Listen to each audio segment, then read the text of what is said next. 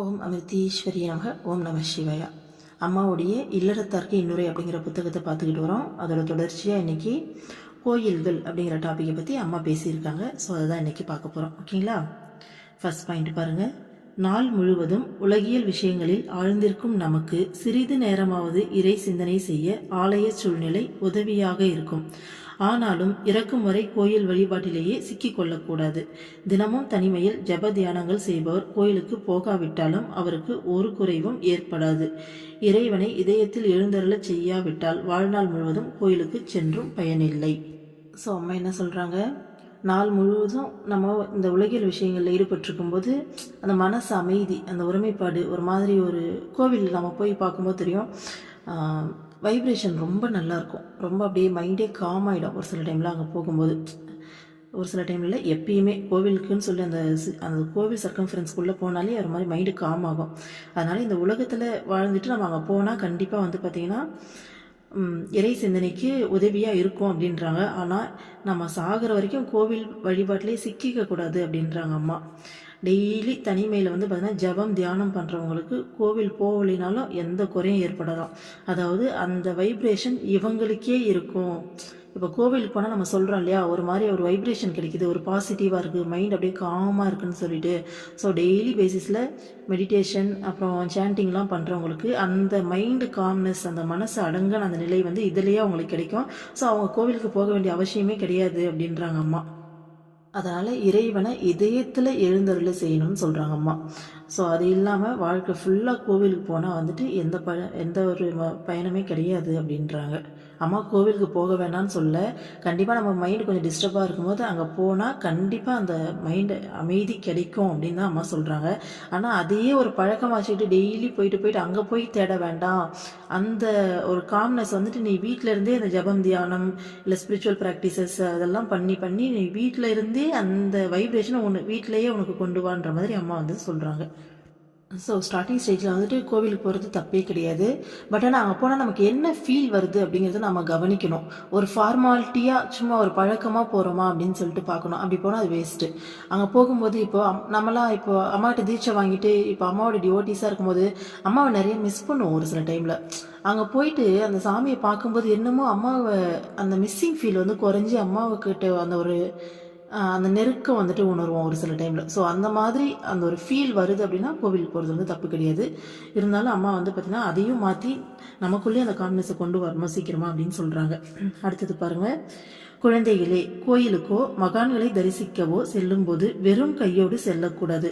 நமது அர்ப்பணத்தின் அடையாளமாக ஒரு மலரையாவது எடுத்து சென்று அங்கு சமர்ப்பிக்க வேண்டும். ஸோ கோவிலுக்கோ மகான்களை பார்க்கறதுக்கு போகும்போதோ வெறும் கையோடு போகக்கூடாதான். அட்லீஸ்ட் ஒரு பூ, ஒரே ஒரு சிங்கிளாக ஒரு பூவாச்சும் எடுத்துன்னு போயிட்டு சமர்ப்பிக்கணும் அப்படின்னு சொல்கிறாங்க அம்மா.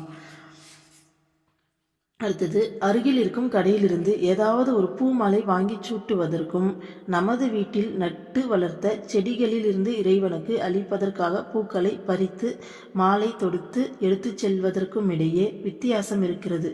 செடி நடும் போதும் தண்ணீர் ஊற்றும் போதும் அதில் இருக்கும் பூவை பறித்து மாலையாக கட்டும் போதும் மனம் இறை சிந்தனையால் நிறைந்திருக்கிறது. இவ்வாறு அன்புடன் கொண்டு செல்லும் எந்த பொருளையும் குசேலரின் அவளை போல் பகவான் மகிழ்ச்சியுடன் ஏற்றுக்கொள்வார். கடையிலிருந்து ஒரு மாலை வாங்கி அளிக்கும்போது அது ஒரு ஆசாரம் மட்டுமே ஆகிறது. ஆனால் நாமே தொடுக்கும் மாலையில் பக்தி நிறைந்திருக்கிறது.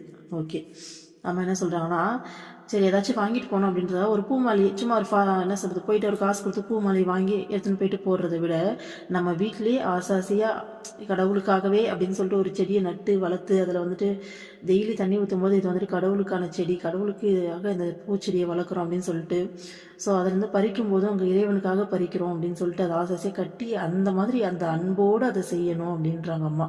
ஓகேங்களா? அப்படி செய்யும்போது அதுதான் பார்த்தீங்கன்னா குசேலருடைய அவள் பகவானுக்கு எந்த அளவுக்கு சந்தோஷத்தை கொடுத்ததோ அந்த மாதிரி இந்த மாலையும் பார்த்திங்கன்னா பகவான் சந்தோஷமாக ஏற்றுப்பார், இறைவன் சந்தோஷமாக ஏற்றுப்பார் அப்படின்னு சொல்லிட்டு அம்மா சொல்கிறாங்க. ஸோ எதை நம்ம சமர்ப்பித்தாலும் அந்த பக்தி உணர்வோடு சமர்ப்பிக்கணும் அப்படிங்கிறத அம்மா இங்கே சொல்ல வராங்க. சரி, ஓகே, நம்ம அம்மாவை பார்க்க போகிறோம். என்ன எடுத்துகிட்டு போய் கொடுக்குறது? இப்போ அம்மாவுக்கு மாலையெல்லாம் இங்கேருந்து கட்டி எடுத்துகிட்டு போனோன்னா இங்கேருந்து கேரளா போகிறதுக்குள்ள வாடி போயிடும், பத்தாவதுக்கு அங்கே போட விடுவாங்களான்னு தெரியாது. அம்மா வயசில் நல்லா இருக்கும்போது பார்த்திங்கன்னா ஃபுட்டெல்லாம் கூட இல்லை நிறைய பக்தர்கள் செஞ்சு ஆசையாக திரும்பி கொடுத்துருக்காங்க, அம்மா சாப்பிட்ருக்காங்க. பட் இப்போ அது எல்லாமே நாட் அலௌடு தான்.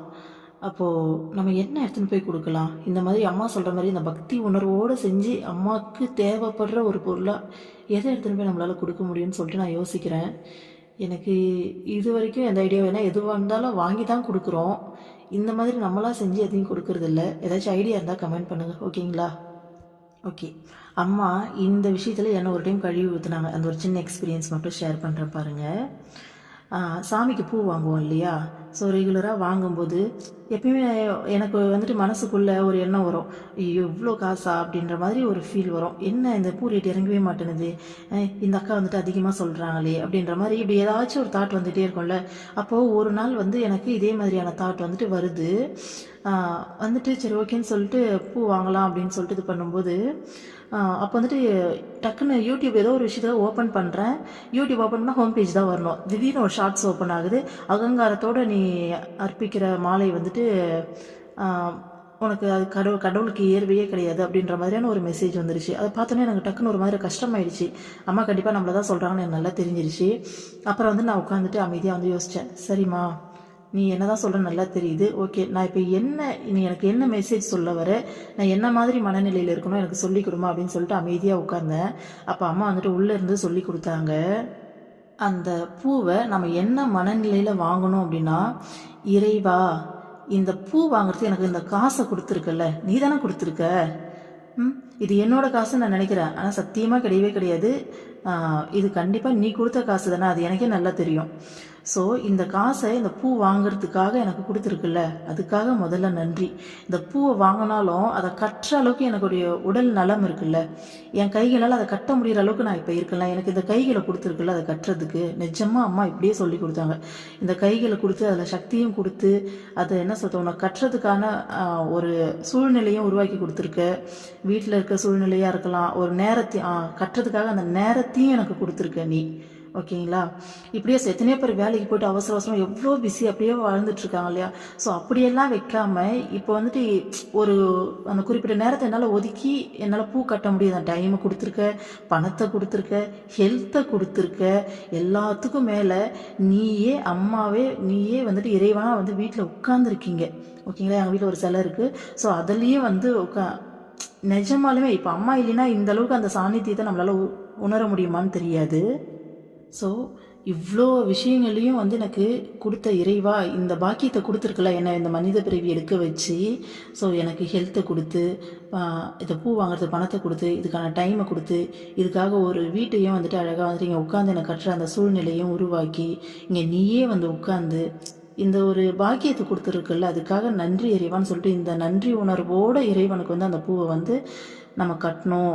நம்ம வந்து இறைவனுக்கு இந்த நன்றி இந்த பக்தி உணர்வோடு தான் நம்ம கொடுக்கணும்னு சொல்லிட்டு அம்மா வந்து உள்ளேருந்து சொல்லி கொடுத்தாங்க.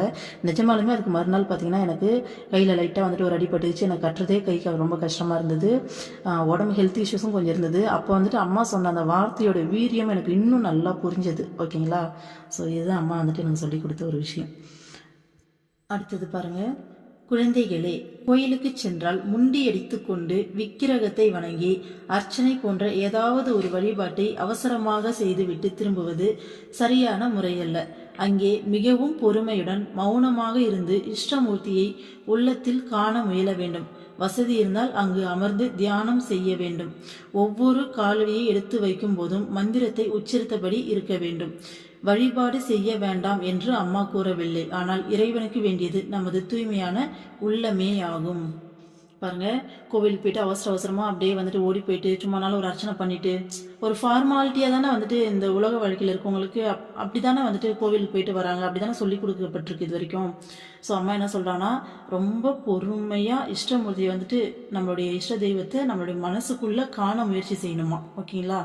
ஸோ அங்கே போயிட்டு பார்க்குறதே பார்த்தீங்கன்னா அங்கே இருக்க அந்த விக்கிரகமாக இருக்கார் இல்லையா, ஸோ அவரை நம்ம மனசுக்குள்ளே காண முயற்சி செய்கிறதுக்கான ஒரு முயற்சியாக தான் அம்மா இதை வந்துட்டு சொல்கிறாங்க. கோவிலுக்கு போகிறது அப்படிங்கிறது முடிஞ்சால் அங்கே உட்காந்து தியானம் பண்ணணுமா, அந்த ஒரு மைண்டு அமைதி உணர்றதுக்காக மட்டும்தான் அங்கே போகணும் அப்படின்றாங்க. ஒவ்வொரு அடி எடுத்து வைக்கும் போதும் மந்திரத்தை வந்து பார்த்திங்கன்னா நம்ம ஜபிக்கணுமா. வழிபாடு செய்ய வேணான்னு அம்மா சொல்லலை.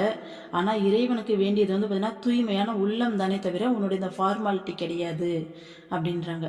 கண்டிப்பாக அம்மாக்கிட்டே இப்போ நம்ம அம்மாக்கிட்டே இருக்கோம்னா நம்ம எந்த அளவுக்கு அன்பு காமிக்கிறோமோ அந்த அளவுக்கு அம்மா கிட்ட வந்து நம்ம நெருங்க முடியும். அது நிறைய தருணங்கள் நம்ம உணர்ந்திருப்போம் இல்லைங்களா? ஸோ இறைவன் வந்து அன்புக்காக தான் வந்து ஏங்குறாரு, அன்புக்காக தான் காத்திருக்காரு. அந்த அன்பால், அந்த தூய்மையான உள்ளத்தால், அந்த கள்ளங்கபடமற்ற அன்புன்னு சொல்லுவாங்க இல்லையா? ஸோ அதுதான் வந்து பார்த்தீங்கன்னா இறைவனை பிடிக்கிறதுக்கான மிகப்பெரிய ஒரு தூண்டில் மாதிரி. அதை போட்டோன்னா இறைவன் ஈஸியாக வந்துட்டு சிக்குவார்.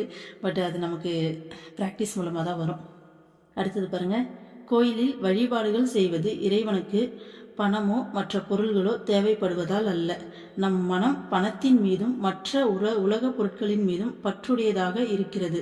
அவற்றை நாம் இறைவனுக்கு அர்ப்பணம் செய்வதன் மூலம் நம் மனதையே சமர்ப்பிக்கிறோம். தான தர்மங்கள் செய்ய வேண்டும் என்று கூறுவதன் நோக்கமும் இதுவே. மனம், புத்தி இவைகளை சமர்ப்பிப்பதே உண்மையான சமர்ப்பணம்.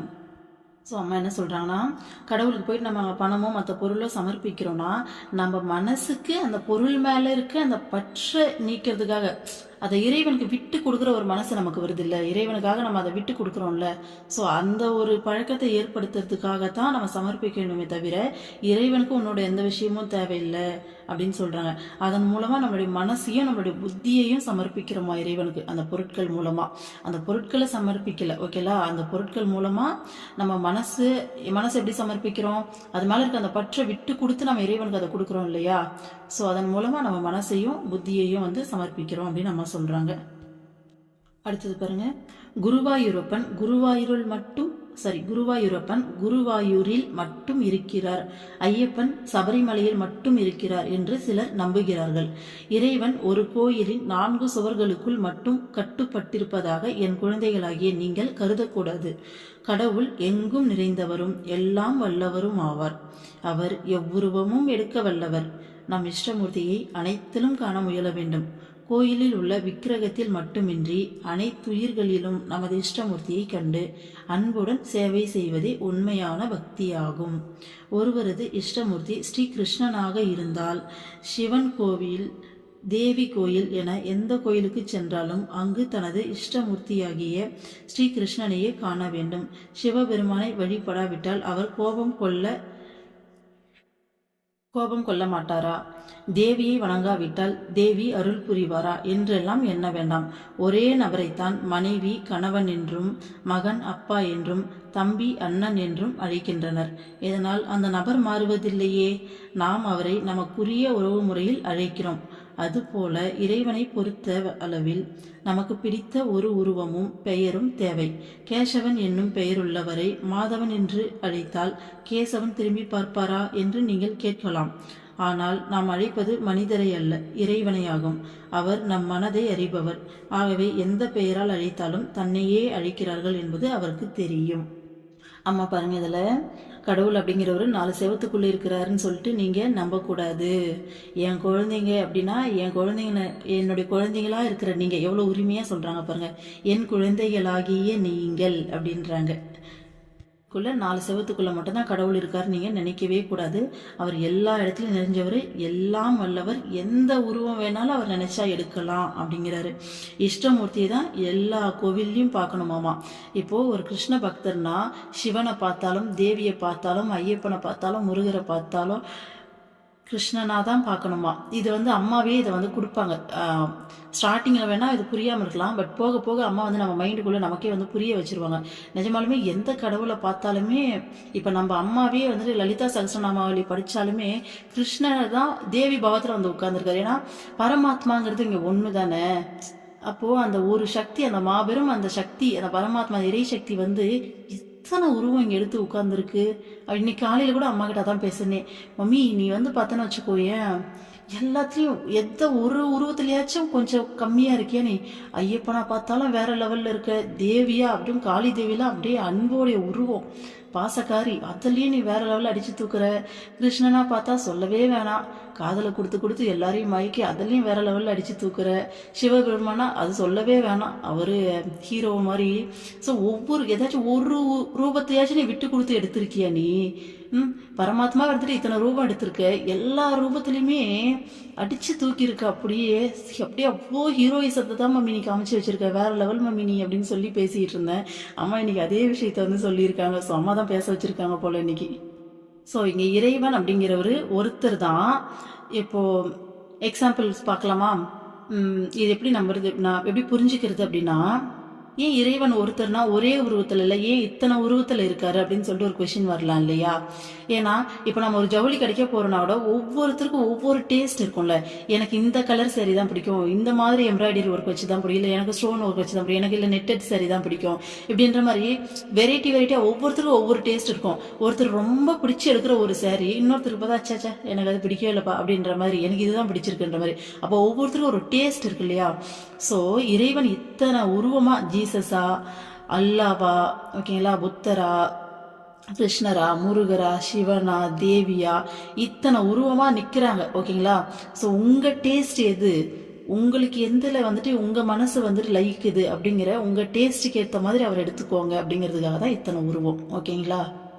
ஸோ ஸ்டார்டிங்கில் நமக்கு பிடிச்ச டேஸ்ட்டில் இறைவனை வந்து எடுத்து நம்ம அனுபவிக்க ஆரம்பிக்கும் போது ஒரு லெவலுக்கு மேலே எல்லாமே அவங்க தான்ன்றது, நமக்கு எல்லா உருவத்துலேயும் அவங்க தான் இருக்காங்கன்றது அம்மாவே வந்து தெளிவாக வந்து காமிச்சு கொடுத்துருவாங்க.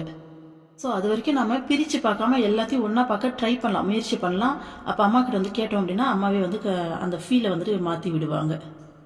நான் லாஸ்ட் டைம் ஆசிரம் போகும்போது வழியில் வந்து பார்த்தீங்கன்னா, ஆக்சுவலாக வழி மாறி அம்மா வந்து அந்த வழி கூட்டிகிட்டு போயிருக்காங்க. கொஞ்சம் வழி மாறிட்டு கணக்கம்பட்டி சித்தருடைய ஒரு கோவில், ஓகேங்களா, அவருடைய ஒரிஜினல் வந்து பார்த்தீங்கன்னா கனகம்பட்டியில் இருக்குது. இந்த பக்கம் திண்டுக்கல் பக்கத்தில் வந்து பார்த்தீங்கன்னா ஒரு இடத்துல அவர் கோவில் கட்டியிருக்காங்க. கண்டிப்பாக சித்தர் வந்துட்டு அந்தளவுக்கு கோவில் கட்டி அங்கே இருக்காங்கன்னா கண்டிப்பாக அவங்களோட சாநித்தியம் முழுமையாக அங்கே இருக்குது. ஓகேங்களா? அப்போது போயிட்டு நான் என்ன பண்ணேன், சீக்கிரமாக போகணும், நம்ம ஆசிரம் போகணும், டைம் வேஸ்ட் பண்ணக்கூடாது அப்படின்ற மைண்ட் செட்டில் வேகமாக போயிட்டுருக்கோம். அப்போது நான் வந்துட்டு கேட்குறேன், இது வந்துட்டு மெயினான ஜீவசமாதி அப்படின்ட்டு, இல்லை அவருடைய கோவில் இது அப்படின்றாங்க. அப்போ நான் என்ன பண்ணிட்டேன்னா, டக்குன்னு டைம் இல்லை வாங்க கிளம்பிடலாம், லேட் ஆகுது, நம்ம ஆசிரமம் சீக்கிரமாக போகணும் அப்படின்னு சொல்கிறேன். அப்போ டக்குன்னு திரும்பி பார்க்கும்போது அவருடைய அந்த ரியாக்ஷனை பார்க்கணுமே, ஒரு ஃபோட்டோ இருந்தது, டைம் இல்லையா அப்படின்ற மாதிரி நான் பார்க்குற மாதிரி இருந்தது. அப்புறமா டக்குன்ட்டு சரி வாங்க வேண்டாம் அப்படின்னு சொல்லிட்டு இறங்கி ஓடி போயிட்டு அப்புறமா சாமியெல்லாம் கும்பிட்டோம். அங்கே நல்லா அவருடைய சாநித்தியத்தை பயங்கரமாக உணர முடிஞ்சுது, கொஞ்சம் நெஞ்சமாலாம் கிடையாது. அவரே கிருஷ்ணாவாக வந்து எனக்கு அந்த காட்சியெல்லாம் கொடுத்து நிறையா அந்த விஷுவல்லாம் நல்லா இருந்தது. ஸோ இந்த விஷயம் நடந்ததா, ஸோ இதை முடிச்சுட்டு போயிட்டு ஆசிரமத்துக்கு போயிட்டு பார்த்தீங்கன்னா அம்மா முன்னாடி தர்ஷனுக்கு நான் என்னுடைய டேர்னர் அம்மா முன்னாடி நிற்கிறேன். அம்மா அதே வார்த்தையை சொன்னாங்க, டைம் இல்லை, எனக்கு டைம் இல்லை அப்படின்னாங்க. எனக்கு சரி ஓகேன்னு சொல்லிட்டு வந்துட்டேன். வந்த பிறகு நான் யோசிக்கிறேன், அம்மா ரீசன் இல்லாமல் ஒரு வார்த்தையை நம்மக்கிட்ட சொல்ல மாட்டாங்க அப்படின்னு சொல்லி யோசிக்கும் போது தான் ஞாபகம் வருது, நான் இங்கே டைம் இல்லை அப்படின்றத அம்மா வந்துட்டு அங்கே சொல்லி காமிக்கிறாங்க எனக்கு. அப்போ நான் வேற அவங்க வேற கிடையாது, நாங்கள் எல்லாரும் ஒன்று தான் அப்படிங்கிறத அம்மா வந்து ப்ரூஃப் பண்ணுறாங்க இங்கே வந்துட்டு. பார்த்தீங்களா? அப்போ பரமாத்மாங்கிறது எல்லா இடத்துலையும் அவங்க வந்துட்டு ஒரே ஒன்றா தான் இருக்காங்க. அவங்களுக்குள்ள அந்த பிரிவு அப்படிங்கிறதே கிடையாது. உருவம் தான் வேற வேற, அவதாரம் தான் வேற வேறையாக எடுப்பாங்க. ஸோ எல்லா சித்தர்களையும் எல்லாருமே வழிபடலாம். என்ன பண்ணாலும் நம்மளுடைய குரு வந்துட்டு அம்மா தான் அப்படிங்கிறதுல ரொம்ப ஸ்ட்ராங்காக இருக்கணும். ஓகேங்களா? அதையும் நம்ம வந்து கொஞ்சம் கூட தவறு, அம்மாவை விட உயர்வாக யாரையும் நினச்சிடக்கூடாது. எல்லாருமே ஈக்குவல் தான், எல்லா இடத்துலையும் அம்மா தான், அந்த பரம்பொருள் தான் இத்தனை உருவமாக வந்து அவதாரம் எடுத்து உட்காந்துருக்கு அப்படின்ற அந்த தெளிவோடு கண்டிப்பாக நம்ம எல்லாரையுமே வழிபடலாம். ஓகேங்களா?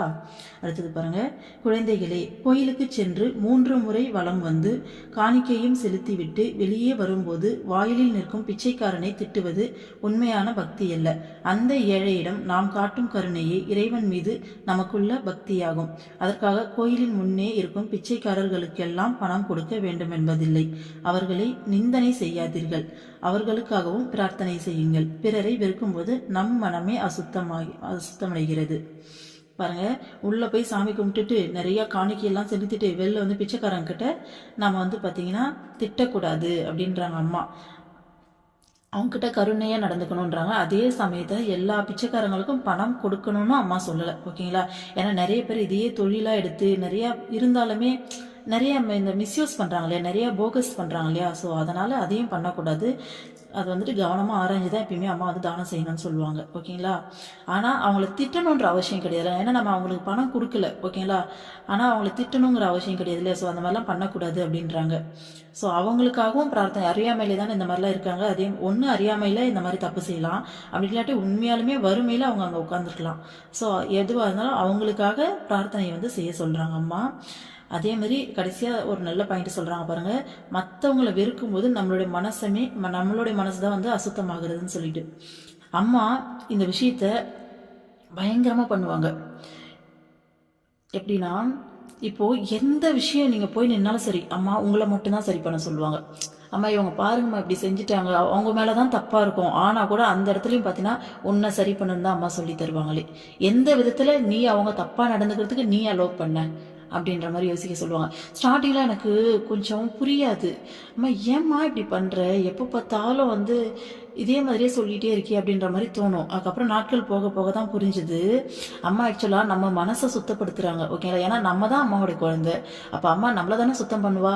மற்றவங்க வெளில இருக்கவங்க எப்படி போனால் அம்மாவுக்கு என்ன வந்ததுன்னா அப்படி கிடையாது. அவங்க எல்லாம் அகங்காரத்தில் இருக்காங்க இல்லையா, அவங்களும் அந்த அகங்காரத்தை விட்டு அம்மா கிட்ட சரணாகதி அடையும் போது அவங்களே அம்மா கண்டிப்பாக டேக்கர் எடுப்பாங்க. எல்லாமே அம்மாவோடைய குழந்தைங்க தான். ஆனால் இருந்தாலும் அம்மாவை சரணாகதி அடைஞ்சிருக்க நம்மளை சுத்தப்படுத்துறது தான் அம்மா வந்துட்டு பார்த்தீங்கன்னா மெயின் ப்ரிஃபரன்ஸ் கொடுப்பாங்க. அப்போ மற்றவங்களுடைய குறை குற்றம் அதையெல்லாம் அம்மா கண்டிப்பாக நம்மளுக்கு ஏதாச்சும் பண்ணாங்கன்னா கண்டிப்பாக அதையும் அம்மா நமக்காக எல்லாமே பண்ணுவாங்க. அம்மா நம்மளை டேக் கேர் பண்ணுவாங்க, நம்மளை பத்திரமா பார்த்துப்பாங்க, எல்லாமே செய்வாங்க. ஆனாலும் எல்லா விஷயங்கள்லையும் நம்மளுடைய மனசை சுத்தப்படுத்துறது தான் அம்மா முதல்ல வந்து வைப்பாங்க. நீங்கள் எதுவுமே அம்மாட்ட போய் கம்ப்ளைண்ட் எங்கே நின்னாலும் முதல் விஷயம் எந்த விதத்தில் நீ தப்பாக இருக்க, எந்த விதத்தில் உன்னை வந்துட்டு சரி பண்ணிக்க முடியும், இப்படியே தான் அம்மா வந்து உள்ளுக்குள்ளே தான் கெயிட் பண்ணிக்கிட்டே இருப்பாங்க. இப்போது பாஸ்ட் லைஃப்பில் வந்து பார்த்தீங்கன்னா ஒருத்தர் ரொம்ப நம்மளை ஹர்ட் பண்ணியிருக்காங்கன்னு வச்சுக்கோங்களேன். இப்போ அவங்கள பார்க்கும்போது நமக்கு அந்த ஹர்ட் ஃபீல் வருதுன்னா நம்ம அம்மா கிட்ட போயிட்டு அம்மா இந்த மாதிரி இவங்க என்ன பண்ணிட்டாங்க அதனால தான் எனக்கு இப்படி வருதுன்னு சொன்னோன்னா, இப்போது உனக்கு அந்த ஃபீல் வர்றதால இப்போது மனசு தானே அசுத்தம் அடையுது. அப்போ அந்த கோபம் அந்த வெறுப்பு இருக்கிறதால அந்த இடத்துல இறைவனால் நிறைய முடியல.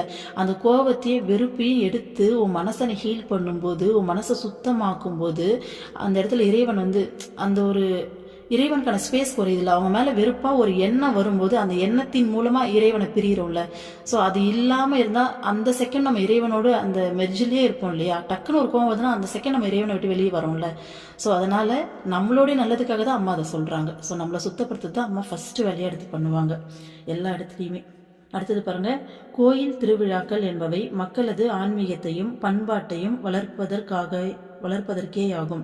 ஆனால் இன்றோ ஆன்மீகத்திற்கு சற்றும் பொருந்தாத செயல்கள் கடவுளின் பெயரால் கோயில்களில் நடத்தப்படுகின்றன.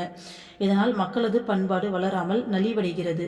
நாடகங்கள், திரைப்படங்கள் போன்றவற்றை நடத்த ஏராளமான அரங்குகள் உள்ளன. கோயிலை சுற்றிலும் ஆன்மீக பண்பாட்டை வளர்க்கும் நிகழ்ச்சிகளை மட்டும் நடத்த வேண்டும். கோயில் சுற்றுப்புறத்தில் இறைநாமங்கள் மட்டுமே ஒலிக்க வேண்டும். கோயிலுக்குள் நுழைந்ததும் தேவையற்ற விஷயங்களை பேசுவதை நிறுத்த வேண்டும். மனம் முழுமையாக இறை சிந்தனையிலேயே மூழ்கி இருக்க வேண்டும். கோயில்களில் நலிந்த புனிதத்தன்மையை திரும்பவும் வளரச் செய்வது இல்லறத்தார்களின் கடமையாகும். எனவே குழந்தைகளே, நீங்கள் கோயில் நிர்வாகிகளுடன் ஒத்துழைத்து இன்றைய பரிதாபகரமான நிலைக்கு ஓர் தீர்வு காண வேண்டும். ஸோ அம்மா என்ன சொல்கிறாங்கன்னா, கோவில் திருவிழா அப்படிங்கிறது பார்த்திங்கன்னா மக்களுடைய ஆன்மீகத்தையும் பண்பாட்டையும் வளர்க்கறதுக்காக இருக்கணுமே தவிர இந்த காலத்தில் அதுக்கு பொருந்தாத செயல்லாம் செய்யப்படுது அப்படின்றாங்க. அந்த காலத்தில் அம்மா புக்ஸ்லலாம் நிறைய வந்திருக்கும். பாகவதம் படிப்பாங்க. அந்த கேரளாவில் வந்து அது ரொம்ப ஃபேமஸான ஒரு விஷயம் போல இருக்குது. இன்றைக்கும் ஆசிரமம் போகிற வழியெலாம் பார்த்தீங்கன்னா இந்த போஸ்டர் பேனர் மாதிரிலாம் குட்டி அங்கங்கே வச்சுருப்பாங்க. ஊருக்கு ஊர் பாகவதம் படிக்கிறாங்கப்பா அவங்க பயங்கரமாக. ஸோ அந்த மாதிரி அதெல்லாம் பார்க்கும்போது எனக்கு ஆச்சரியமாக இருந்தது. இந்த காலத்துல இன்னமும் இப்படியே இருக்காங்க. அந்த காலத்துலேயும் அம்மா அந்த பாகவதம் படிக்கிற இடத்துல தான் ஃபஸ்ட்டு அம்மா போயிட்டு தான் தலையில் எழுந்துட்டு அந்த புல்லுக்கட்டை போட்டுட்டு அம்மா கிருஷ்ண பாவ தரிசனமே கொடுப்பாங்க. அவங்களையும் மீறி அந்த கிருஷ்ணர் வெளியில் வந்து அம்மா கிருஷ்ண பாவ தரிசனம் கொடுக்க ஆரம்பிச்சு அதான் ஃபஸ்ட் டைம். ஓகேங்களா. ஸோ அந்த மாதிரி திருவிழா கோவில் அப்படிங்கிறது ஆன்மீகத்தையும் பண்பாட்டையும் வளர்க்குறதுக்காக இருக்கணும். நமக்கே தெரியல, ஊரில் ரெக்கார்ட் டான்ஸ் இதெல்லாம் விடுவாங்க இல்லையா, நிறையா பாட்டு கச்சேரி இதுன்னு சொல்லிட்டு சினிமா பாட்டு போட்டு ஒரே ரவுடித்தனமும் வந்து அங்கே சுற்றின்னு இருக்கும். ஸோ அதெல்லாம் வந்துட்டு பண்ணக்கூடாது அப்படின்ற மாதிரி அம்மா சொல்கிறாங்க.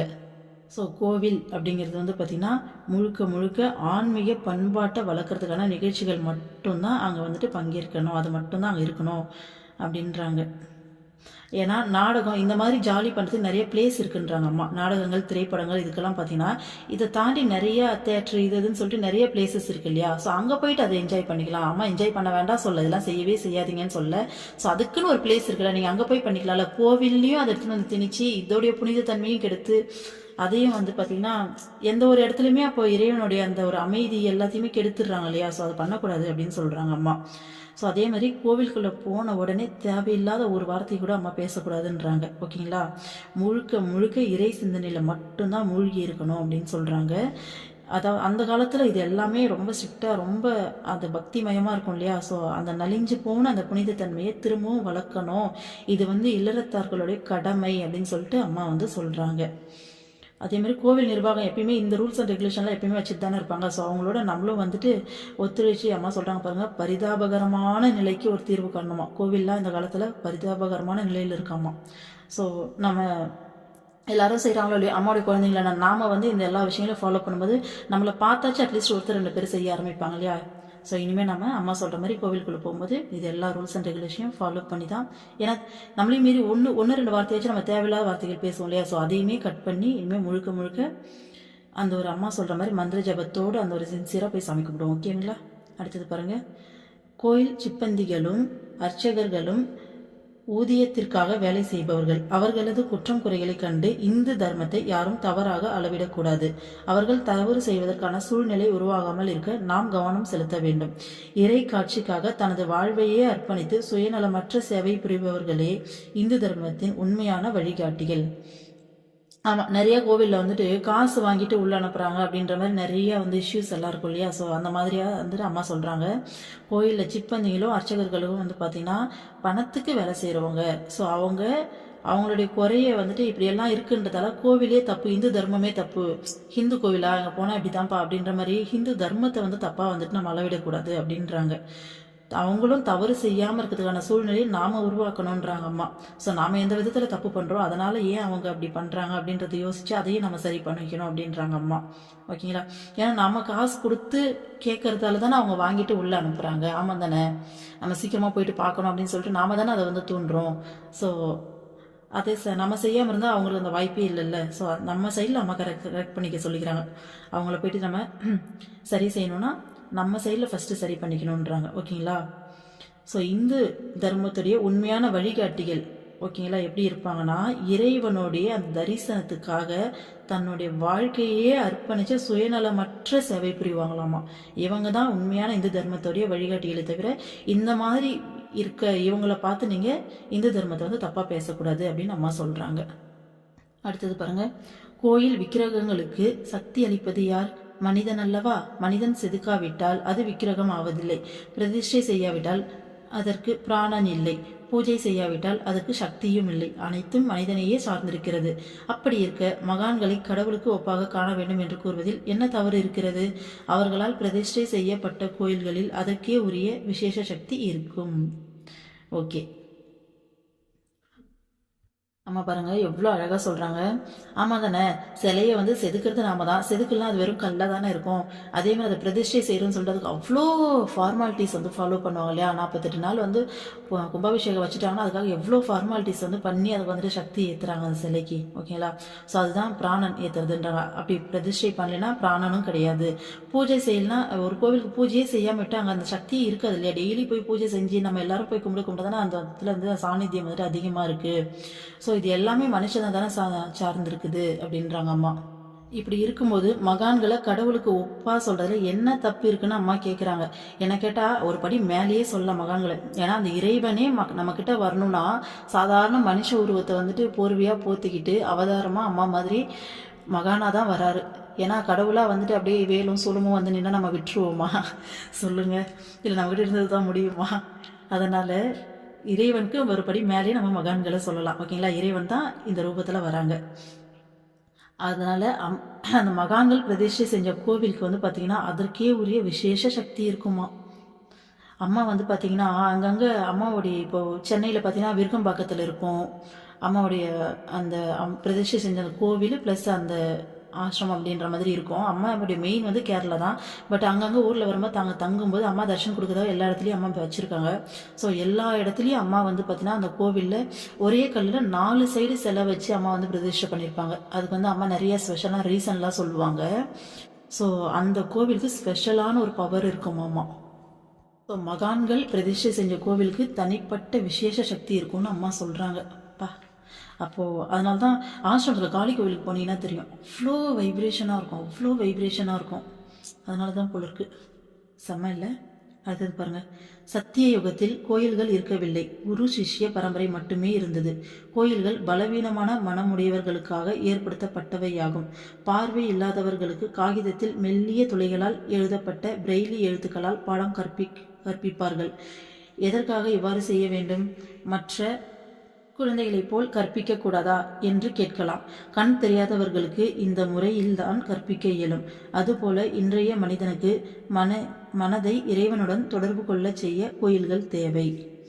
ஓகே, சத்தியயுகத்திலாம் கோவிலே இல்லையாம்ப்பா. பாருங்க, குரு சிஷ்ய பரம்பரை மட்டும்தான் இருந்துச்சாம்மா. ஸோ அவங்களாம் அந்த குருக்கிட்டே அந்த உபதேசத்தை வாங்கி அந்த உண்மையை தெரிஞ்சு மனசை ஸ்ட்ராங்காக வச்சு அந்த அமைதியில் ஈஸியாக வந்து ஏறிட்டுருக்காங்க போல். ஏன்னா சத்தியயுகத்தில்ன்றது இந்த போட்டி பொறாமை இதெல்லாம் இல்லாமல் நல்ல குணங்களெல்லாம் நிறைஞ்சிருந்த ஒரு யுகம் இல்லையா. ஸோ அதனால் அவங்களுக்கு அது வந்துட்டு அந்த மனோபலத்தோடு இருந்திருக்காங்க. மனோபலம் இல்லாததில் தான் இப்போ நம்ம எல்லா தப்புமே செய்கிறோம். ஒரு தப்பு செய்கிறாங்கன்னா எதனால்? அந்த ஒரு பய உணர்வால் தானே. நம்ம வந்துட்டு நிறைய சேர்த்து வச்சுக்கணும், இல்லைன்னா மற்றவங்களை ஏமாற்றி சேர்க்குறாங்கன்னு. இப்போ வீட்லேயே ஒரு அண்ணன் தம்பி இருக்காங்கன்னா அண்ணனை ஏமாற்றி தம்பி சேர்ப்பாங்க, தம்பி ஏமாற்றி அண்ணன் சேர்ப்பாங்க. இதெல்லாமே எல்லா வீட்லையும் நடக்கிற கதை தானே. எதனால்? அந்த பய உணர்வு தானே. நம்ம சேர்த்து வச்சுக்கணும், இல்லைன்னா நாளைக்கு நமக்கு கிடைக்காது அப்படிங்கிற அந்த மனோபலம் வந்து சத்தியகுகத்தில் இருந்திருக்கு. ஸோ தப்பு செய்கிறவங்க எல்லாருமே மன பலம் இல்லாதவங்க தான் தப்பு செய்வாங்க. ஓகேங்களா? பலவீன மனமுடையவர்கள். ஸோ அப்போ கலியுகத்தில் நம்ம நிறைய பலவீனமான மனசோடு இருக்கோம். ஸோ அதுக்காக தான் வந்து பார்த்தீங்கன்னா கோயில்களே ஏற்படுத்தியிருக்காங்களாமா. அம்மா என்ன சொல்கிறாங்கன்னா, பார்வை இல்லாதவங்களாம் பிரெய்லி அந்த பேப்பரில் வந்துட்டு ஊசி வச்சு குத்தி அதில் வந்து பார்த்தீங்கன்னா எழுதுவாங்க. அப்படி தொட்டு பார்த்தாலே அவங்களுக்கு அந்த புள்ளியை வச்சு தடத்தை வச்சு கண்டுபிடிச்சிப்பாங்க இது இந்த லெட்டர் அப்படின்னு சொல்லிட்டு. ஸோ மற்றவங்களுக்கு மாதிரி இவங்களுக்கும் சொல்லிக் கொடுக்கக்கூடாதா அப்படின்னு சொல்லிட்டு கேட்கலாம். ஆனால் கண்ணு தெரியாதவங்களுக்கு இப்படி மட்டும்தானே அவங்களால படிக்க முடியும், ஏன்னா அவங்களால பார்க்க முடியாதுல்ல. அந்த மாதிரி நமக்கு வந்து பார்த்திங்கன்னா இந்த காலத்தில் இறைவனோட மனசை எப்படி கனெக்ட் பண்ணுறதுன்னு தெரியல. அதனால் கண்டிப்பாக கோவில் தேவை அப்படின்னு சொல்கிறாங்க அம்மா. ஸோ கோவில் மூலமாக தான் நம்மளால் கனெக்ட் பண்ணிக்க முடியும் அப்படின்றாங்க. அடுத்தது, கோயிலை புதுப்பித்தல் என்றால் பெரிய கோபுரங்களும் மண்டபங்களும் மட்டும் கட்டுவது என்று பொருள் அல்ல. பூஜை போன்ற சடங்குகளை முறைப்படி நடத்தவும், ஆன்மீக உரை, பஜனை போன்றவைகளை நடத்தவும் நாம் கவனம் செலுத்த வேண்டும். கோயில்களுக்கு சக்தி அளிப்பது நமது பாவனையும் பக்தியுமே அன்றி வெறும் ஆசாரங்களும் விழா கொண்டாட்டங்களும் அன்று. இதை கருத்தில் கொண்டு நீங்கள் கோயில் காரியங்களில் ஈடுபட வேண்டும். பாருங்க, கோவிலில் நாம கும்பாபிஷேகம் பண்ணுறோம், ரெனோவேட் பண்ணுறோம் அப்படின்னா வெறுமனே கோபுரம் நல்லா பெருசாக கட்டிட்டு மண்டபம் கட்டிட்டு அப்படியே வந்துட்டு பண்ணுறது கிடையாது. வெளியில் அந்த வெளிப்புற செயல் மட்டும் கிடையாது. பூஜை சடங்குகள்லாம் வந்துட்டு முறைப்படி நடத்தணும். ஆன்மீக உரை, பஜனை இது எல்லாத்தையும் நடத்தணும். இதில் தான் நம்ம கவனத்தை செலுத்தணும்னு அம்மா சொல்கிறாங்க. ஓகேங்களா? கோயிலுக்கு சக்தி கொடுக்குறது வந்து பார்த்தீங்கன்னா அங்கே கட்டி வைக்கிற அந்த பில்டிங் கிடையாது, பெருசான கோபுரம் கிடையாது, நம்மளுடைய பாவனையும் பக்தியும் தான் அப்படின்றாங்க அம்மா. வெறும் ஆச்சாரங்கள், வெறும் அந்த ஃபார்மாலிட்டிஸ்லேயும் விழா கொண்டாட்டத்துலேயும் இது எதுவுமே வந்து கிடையாது. சக்தி வந்து பார்த்திங்கன்னா நம்மளுடைய அந்த பாவனையிலையும் பக்தியிலையும் தான் கிடைக்குது அப்படின்றாங்க அம்மா. ஸோ இந்த காலத்தில் கோவில் அப்படின்ற பேரில் நிறையா எக்ஸ்ட்ரா விஷயங்கள்லாம் உள்ளே போய் நுழையுது இல்லையா. ஸோ கோவில் கட்டுறவங்களுக்கு அம்மா இதெல்லாம் வந்து ஒரு அட்வைஸாக சொல்கிறாங்க. இப்படியெல்லாம் இல்லாமல் உண்மையாலுமே ஒரு ஆன்மீக ரீதியிலான ஒரு பக்தி பாவனையோடு அந்த எல்லா விஷயங்களையும் அங்கே வந்து செய்யணும்னு சொல்லிட்டு அம்மா சொல்லித்தராங்க. ஸோ இதோடு இந்த டாபிக் முடியுது. இதில் ஏதாச்சும் தவறாக சொல்லியிருந்தா என்ன மன்னிச்சிடுங்க. அடுத்தது வந்து அம்மா குருவை பற்றி சொல்கிறாங்க. ஓகேங்களா? அதை நெக்ஸ்ட் பதிவில் பார்க்கலாம். ஓம் அமிர்தேஸ்வரி நமக. ஓம் நம.